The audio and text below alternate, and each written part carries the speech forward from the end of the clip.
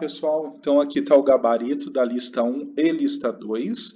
Vou fazer alguns comentários aí para melhorar aí o nível de aprendizado de acordo com as respostas. Tá? Então, o comentário é só para ajudar a memorizar e começar a compreensão desse início de estudos. Aqui são conceitos básicos que depois iremos aprofundar, ok? Então, essas duas listas do princípio básico vão começar com a lista 1. Então, o primeiro detalhe que nós vimos em aula foi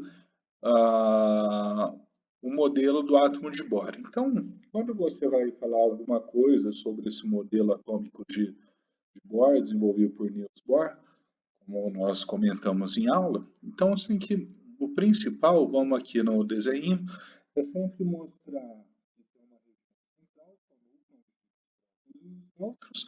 E esse modelo fala da questão eletrônica, ou seja, os elétrons eles estão ao redor desse núcleo ocupando camadas. Né? São as camadas de energia que nós falamos, KLMNO, que nós falamos em aula, as 7 camadas.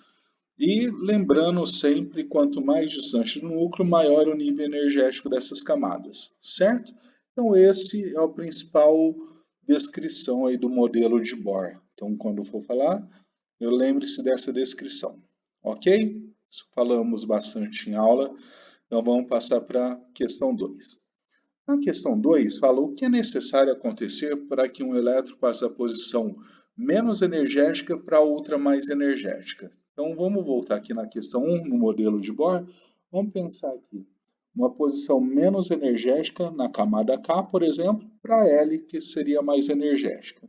Então, para acontecer isso, esse elétron ele precisa absorver um tipo de energia externa, por exemplo, uma radiação não ionizante, como a luz ultravioleta. Ele absorve essa quantidade de energia, tá? Ele vai sair dessa camada K e saltar para a camada L. Então vamos pensar aqui, um núcleo aqui, ele está na camada K, absorve uma quantidade de energia, ele salta para a camada seguinte, um nível mais energético, L ou outros níveis superiores aí. Então ele absorveu essa quantidade e pulou. E sempre ele tende a voltar para o seu estado fundamental, que é a camada que ele ocupava antes. E quando ele volta, ele emite essa energia que ele absorveu na forma de uma outra radiação, ok? Então isso aí só para a gente aprender a compreender essa parte aí. Bom, passar para o próximo. Olha lá, questão 3. O que ocorre com o valor da energia quando o elétron do átomo retorna para uma órbita mais próxima? Então, nós já falamos aqui no desenho que eu fiz, né?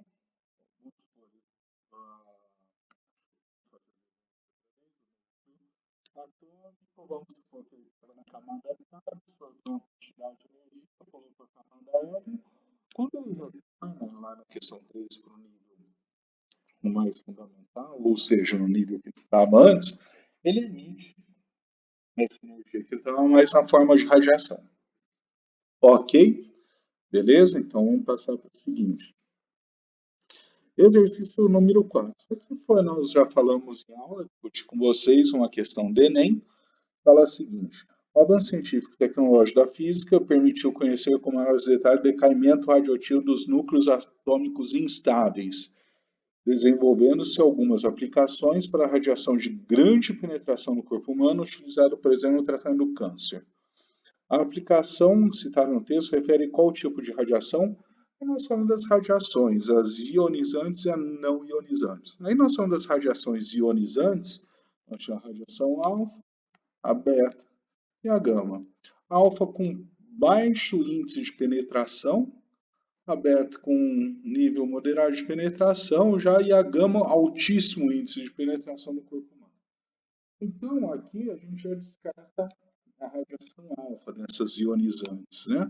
Então o que acontece aqui? Você fica entre a beta e a gama. Só que qual a diferença das duas? Quando ela fala núcleo, o decaimento radioativo de núcleos atômicos instáveis e grande penetração, então a gente vai falar da mais energética de todas, que é a gama. Ok? Então isso nós já falamos bastante em sala de aula. Exercício número 5, explique como é gerado a radiação beta.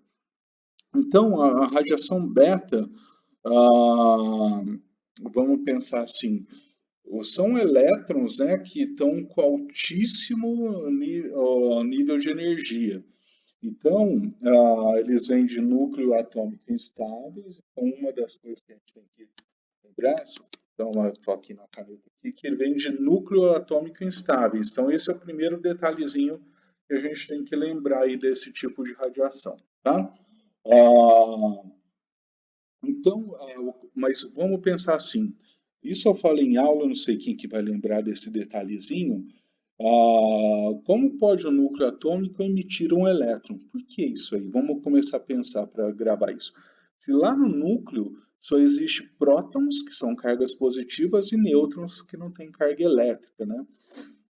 Quando a gente fala na questão de carga. E o elétron é uma carga negativa que fica ali na eletrosfera, nos níveis lá no modelo atômico, naqueles níveis energéticos. Mas o que acontece? Quando tem esse decaimento, lá no núcleo atômico, o que vamos pensar assim? Deixa eu ver se eu consigo desenhar a caneta aqui, acho que está perdendo. Vamos deixar a canetinha depois. Vamos começar a pensar assim. Então, lá no núcleo atômico, você tem uma conversão do próton em um nêutron. Tá? Então, o que acontece? Quando eu falo tem essa desestabilização do núcleo, vamos dizer assim, esse próton vai acabar se transformando num nêutron. Só que nessa transformação vai sobrar um elétron e um neutrino. Então, essa emissão do elétron aqui, né, quando a gente fazer essa leitura, que é a questão da ejeção desse elétron do núcleo, é a emissão dessa radiação beta, certo? Agora vamos para o 6. Explique o que é a radiação ionizante. Então, nós falamos da radiação beta, que vem do decaimento de um núcleo, onde um próton é transformado em nêutron juntamente com o elétron neutrino. Esse elétron é ejetado, essa radiação beta.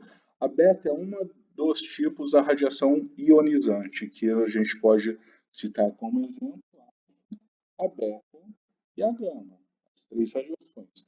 A mais potente delas, mais energética, a gama, com poder baixo de penetração alfa, e a beta, nós falamos um pouquinho na questão anterior. Bom, quando a gente fala de radiação ionizante, agora vamos fazer um desenho para pegar esses para a gente entender melhor. Vamos pensar, aqui está o núcleo do átomo, e aqui estão os elétrons nos níveis energéticos lá. Tá? Então, tem um elétron nesse nível, outro elétron aqui, pode ter outro aqui. Quando é uma radiação ionizante, ela chama isso porque quando ela entra em contato com a matéria, ela consegue arrancar elétrons daqui dessa eletrosfera, desses níveis de energia. Arrancar, não fazer a transição como nós falamos, mas sim ejetar esse elétron. Então, o que acontece? O elemento aqui se torna um íon, por isso que é uma radiação ionizante. Então, de onde é originada esse tipo de radiação?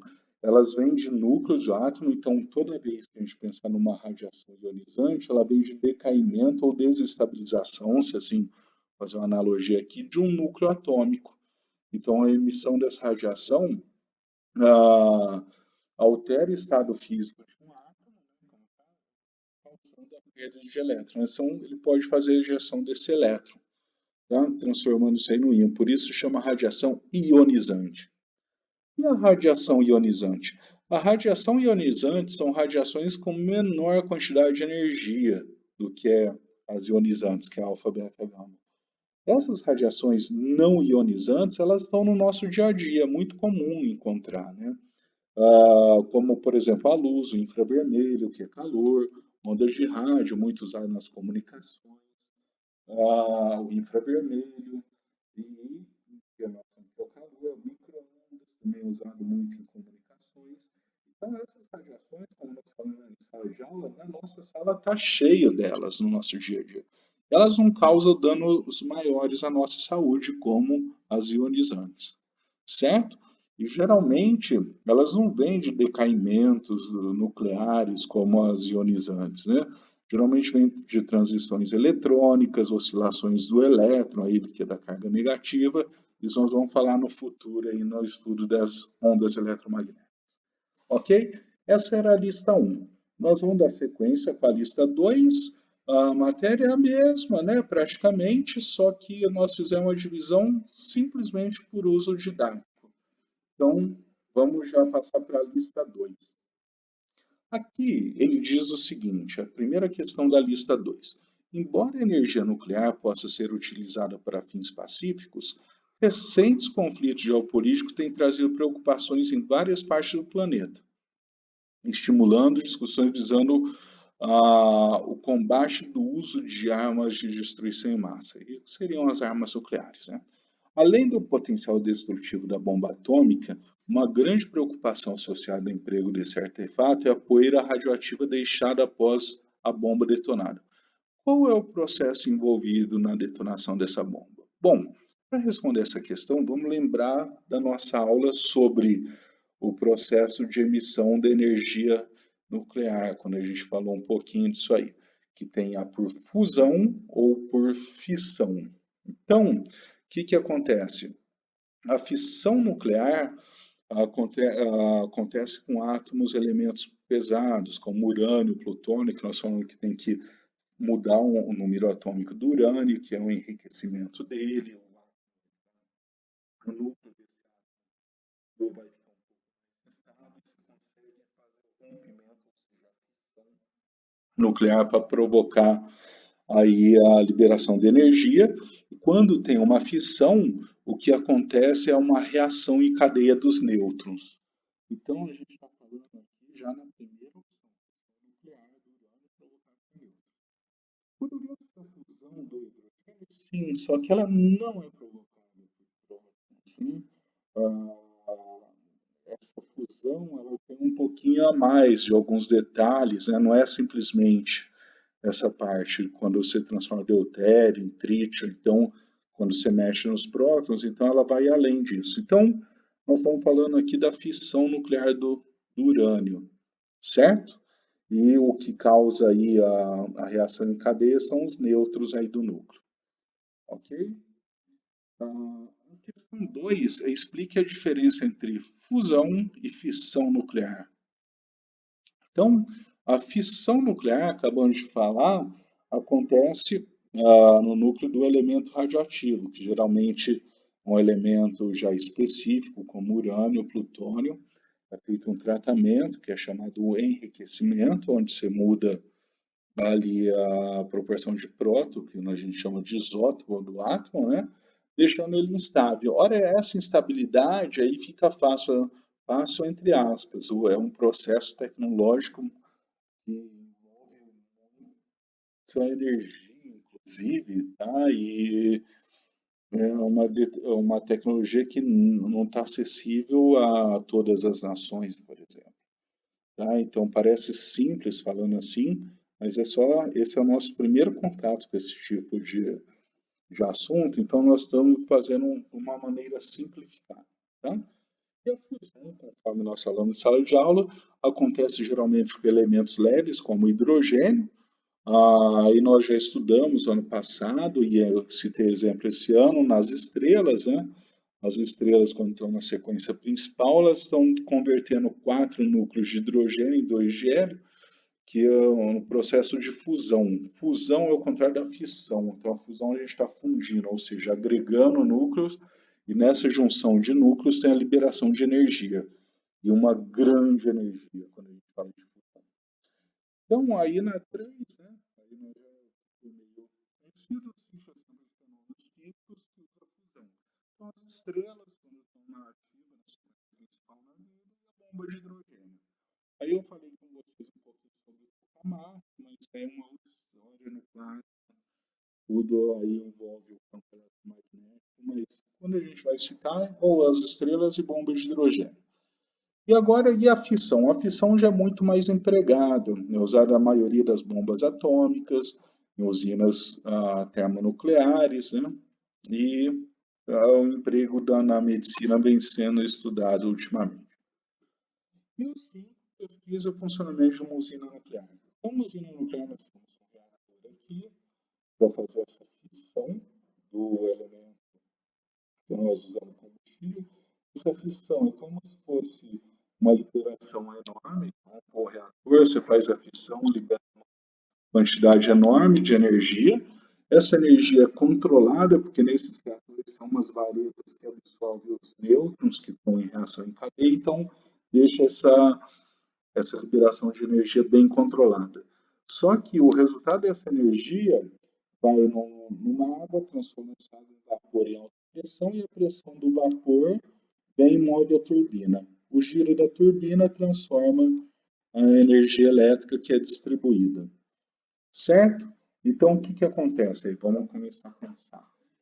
Você tem energia nuclear que é convertida em energia térmica em mecânica, a mecânica em elétrica. Então, nós temos essas conversões aí, tá? Que faz esse giro da turbina.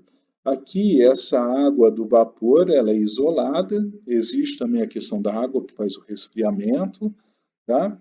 Então, nós vamos fazer o estudo depois desse protótipo de uma usina termonuclear com detalhes. Né? Mas, no princípio, é isso, só para a gente fazer analogia com uma hidrelétrica, que na realidade te levanta a água para ela causar grande pressão numa barragem, e lá embaixo tem um giro da turbina.